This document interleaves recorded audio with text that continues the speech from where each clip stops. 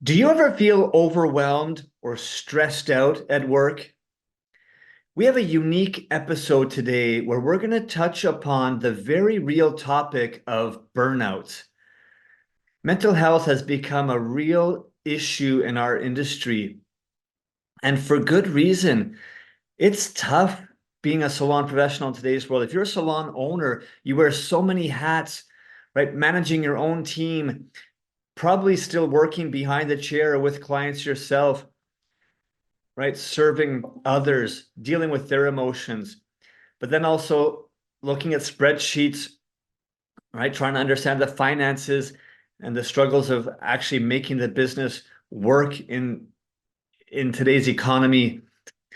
Wearing all those hats and it can just feel overwhelming. And then you come home to your family at the end of it all. Today, we're going to talk with our one and only Sarah Perrin as she delves into her personal journey and personal story of burnout. I just want to say to the salon owner who feels like they're drowning, I see you and I feel you. In fact, I was you just a short time ago. It's a daily challenge and I'm in no way in the clear, but I can tell you that the clarity that comes along with taking care of yourself is life-changing. And to share some valuable tips and insights that hopefully you can connect with as a salon professional if you or someone that you know is struggling with this feeling of overwhelm, of burnout, and not sure what to do, how to get out of it. This episode is very, very tangible for so many. I hope you get a lot out of it.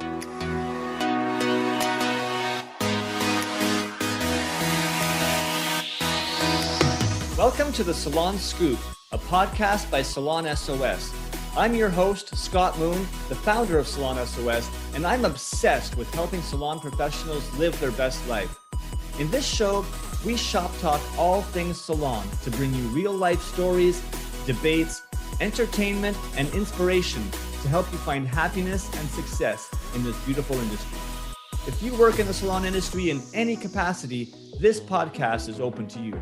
So set down your scissors or rinse out that toner and let's get into it.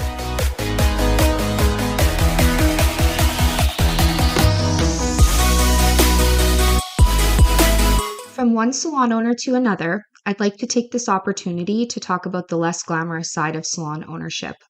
This podcast is going to sound a little bit different than our regular content, but it's a topic and issue that so many of us are struggling with silently.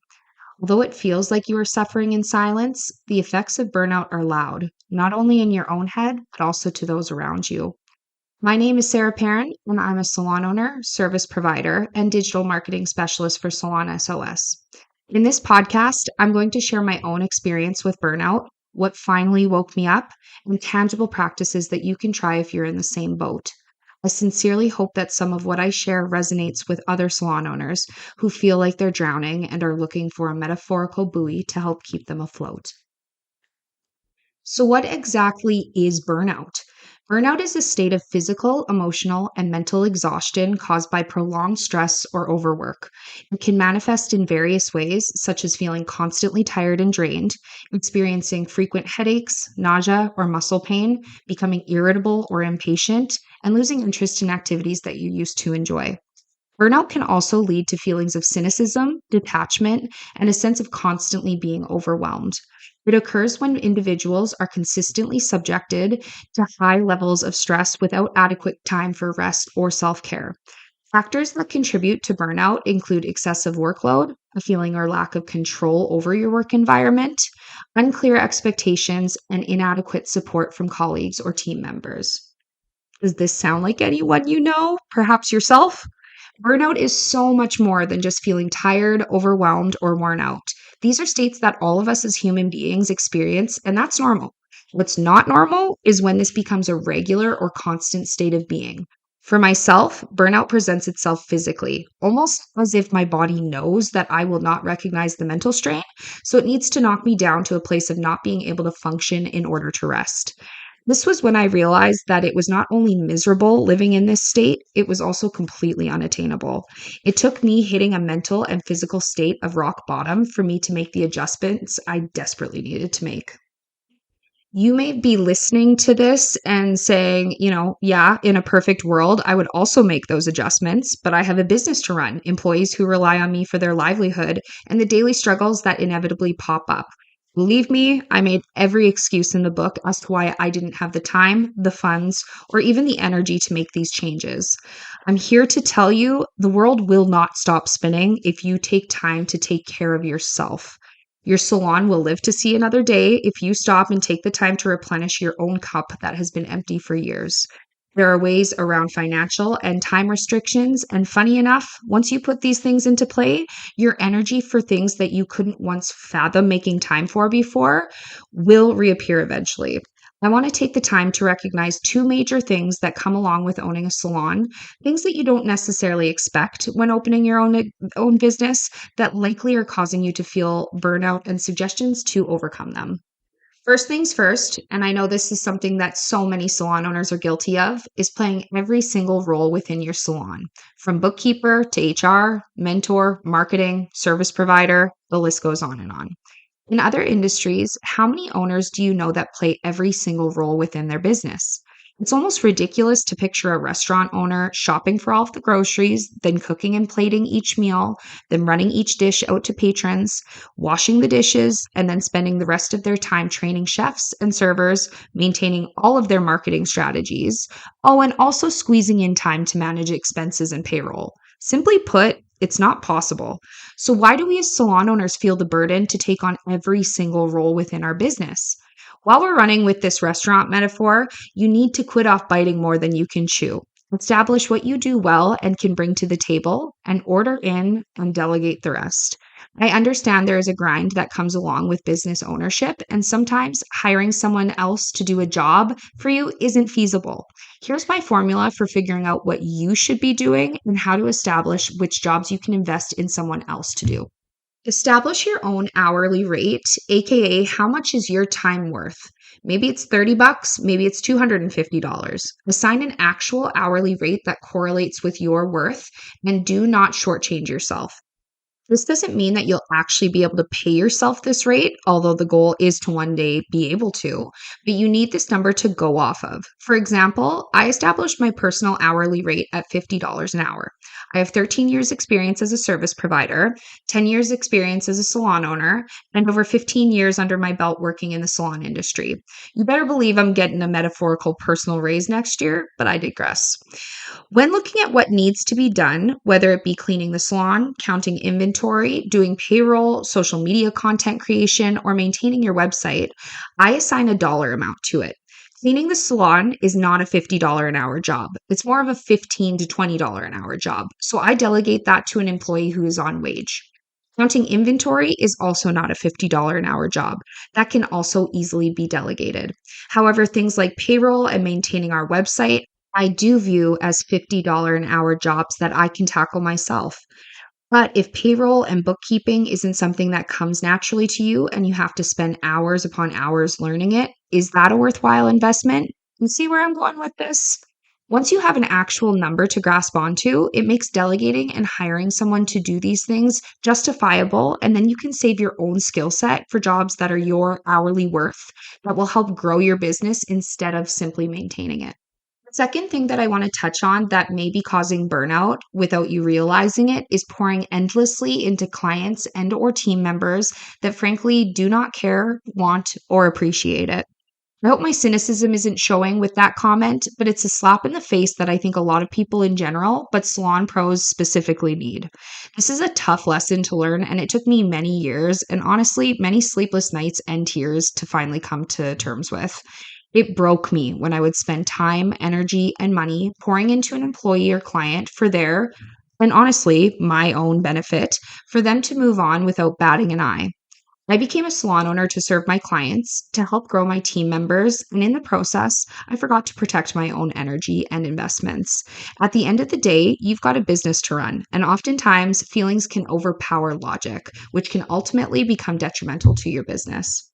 My solution to this problem? Well, it's not clear cut and it's certainly not a one size fits all fix. But do an audit on what has worked for you and what hasn't, and be brutally honest with yourself about it. Give you a personal example. My business partner and I are huge on education. It's one of the things that we are most passionate about with our team members. For years, we offered financial support for education purposes because we saw it not only as an excellent opportunity for them, but also an investment in our own company. However, after several incidences of being burned by former employees who accepted the financial support for education and then refused to pay back said education when they left, we realized, who the hell are we doing this for? Team members may have appreciated it at the time, but when the bill came, suddenly the value wasn't there. So, in reality, we were incentivizing taking educations that team members weren't necessarily interested in taking, and then feeling completely taken advantage of when there was no return on our investment. So, what did we do? We scrapped it. It wasn't serving us or our employees. The road to hell is paved with good intentions, right? There's a difference between providing a leg up when team members express interest in investing in education and force feeding education to team members that don't want it with a silver spoon. We are still passionate about providing education resources and even financial support when needed, but it's now something that is done strategically. My new personal motto is that I am no longer bending over backwards for people that wouldn't lift a finger for me. And that has been a game changer. So, salon owners, quit pouring from an empty cup into those who wouldn't bother to spill a drop for you. Continue to pour into those who replenish yours as well. Now, I want to talk to you about how to start your own burnout recovery. Whether you've already hit your threshold or on the road to an inevitable burnout, I've got a couple of resources and practices for you to check out that have helped me immensely. First things first, take a damn break. Easier said than done, I know, but there's absolutely no reason you can't take time to rest. No, I don't mean finishing your computer work from the comfort of your own bed. Guilty of this. No, I don't mean taking a sick day when your burnout has manifested itself physically. And no, I do not mean spending a weekend off, catching up on all of your housework. I mean take an actual break. Schedule a long weekend, a week, maybe 2 weeks off, where you don't do anything work related, or at the very least, time within that break to completely unplug and reset. Don't just block off time to rest and take it as seriously as you would any other obligation. And don't apologize for it. I heard something once that resonated with me. You would never apologize for taking a drink of water when you're thirsty, so why would you apologize for taking rest when you're exhausted? The power is in your hands, and your schedule is also in your hands. You and only you are responsible for taking care of yourself as much as you do your team. To piggyback off of this, I would also recommend taking the time to reflect on what part you're playing in your own burnout. Respectfully, you are responsible and in control of this. I would also recommend taking a moment to evaluate what coping mechanisms you have developed to cope with burnout, because believe me, you have in some way or another. Are these coping mechanisms healthy, or are they contributing more to your stress and overwhelm? Or perhaps you could swap some of these coping tactics with something that would make you feel better.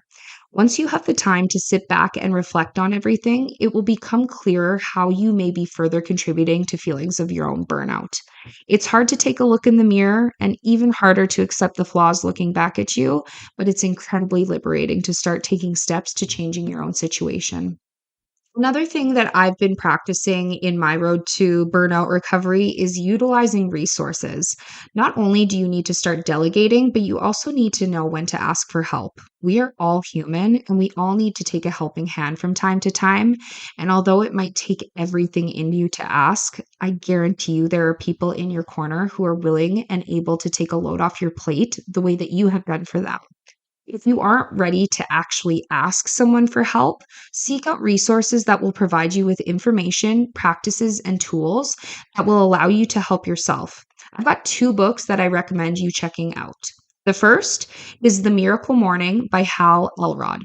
One key takeaway from this book is the importance of starting your day with a positive and energizing routine, such as meditation, exercise, and goal setting. This can help salon owners cultivate a sense of purpose and motivation, which is crucial for overcoming burnout. Another key takeaway is the power of consistency in creating lasting change. By implementing a daily morning routine, you can build healthy habits that contribute to your overall well-being and success. This book emphasizes the significance of self-care and prioritizing personal growth, which are essential for managing stress and preventing burnout in our demanding industry. Second book I would recommend is one of my all-time favorite books, Fierce Conversations by Susan Scott. This is my favorite for both business owners and employees alike, but one of the biggest key takeaways from this book is the importance of having open and honest communication in all aspects of your life, including business relationships. Salon owners who struggle with confrontation, like myself, can benefit from learning how to have fierce conversations that address the issues head on and lead to resolutions. Another key takeaway is the significance of delegating tasks effectively, as we talked about above, to prevent burnout. By implementing practices from this book, salon owners can learn how to empower their team members and trust them to handle responsibilities, which can ultimately alleviate stress and prevent burnout. To wrap this up for you, because I know you've got a lot on the go and you've got other things to do, I just want to say to the salon owner who feels like they're drowning, I see you and I feel you. In fact, I was you just a short time ago. It took years of paddling, barely keeping my head above water, and even hitting a pain point that I could no longer bear, to realize that even though I was willingly in the deep end by choosing to become a salon owner, I was holding on to so much unnecessary weight that was pulling me down further. It's a daily challenge, and I'm in no way in the clear, but I can tell you that the clarity that comes along with taking care of yourself is life-changing. No one can pull you to shore. You'll have to do that yourself. But I hope you know that there are life vests available. I sincerely hope that this podcast finds who it needs to. And please know that myself and Salon S.O.S is here as a metaphorical lighthouse, providing light for you to see that you're not treading the dark water alone.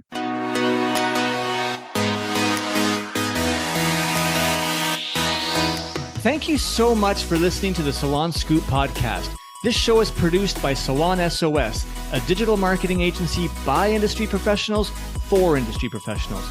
If you want simple and affordable solutions for any of your salon marketing needs, such as websites, client loyalty, Google search rankings, social media, or more, come visit us at salonsos.ca or on Instagram at salon.s.o.s. If you want to hear more episodes like this and help us continue to bring the industry great content, it would mean so much to us if you would support us in one of the following ways. Either share this episode with one other industry professional, and rate the show on Spotify or write us a quick review on Apple Music.